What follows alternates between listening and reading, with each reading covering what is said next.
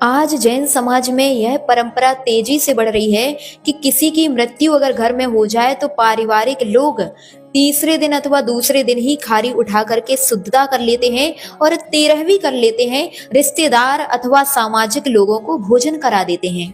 ध्यान रखिए, यह एकदम उचित नहीं है।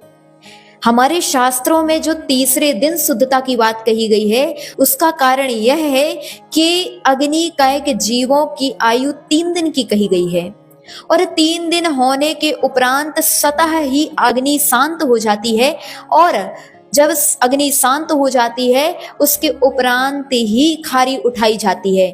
और यही कारण है कि पुराने समय से हमारे यहाँ तीसरे दिन ही खारी उठाने का प्रावधान रहा है। आज वर्तमान में जो दूसरे दिन ही खारी उठा ली जाती है, कहीं पानी डाल करके अस्थि संचय कर लिया जाता है, यह बिल्कुल गलत है। ऐसा करना उचित नहीं है। और तीसरे दिन जो रिश्तेदार अथवा सामाजिक लोगों के लिए 13वीं रूप भोजन करा दिया जाता है, यह भी उचित नहीं है।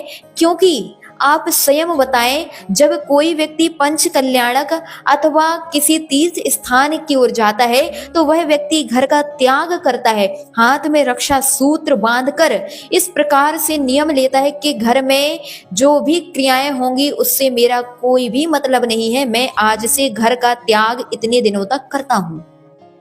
और इसका यही कारण है कि वह व्यक्ति घर का त्याग करके जाता है और उसके लिए सूतक नहीं लगता।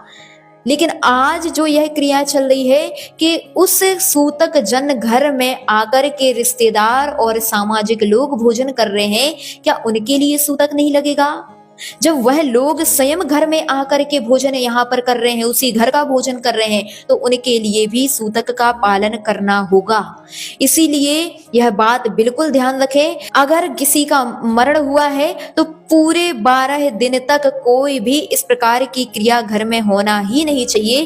13वें दिन जो शांति विधान आदि सामान्य रूप से शांति के लिए घर में इस प्रकार के विधान धर्म अनुष्ठान किए जाते हैं, उसके उपरांत ही इस प्रकार की सूतक जन्य हमारे लिए दोष समाप्त होते हैं। अतः 12 दिन तक कोई भी रिश्तेदार और सामाजिक व्यक्ति उस घर में भोजन नहीं कर सकता।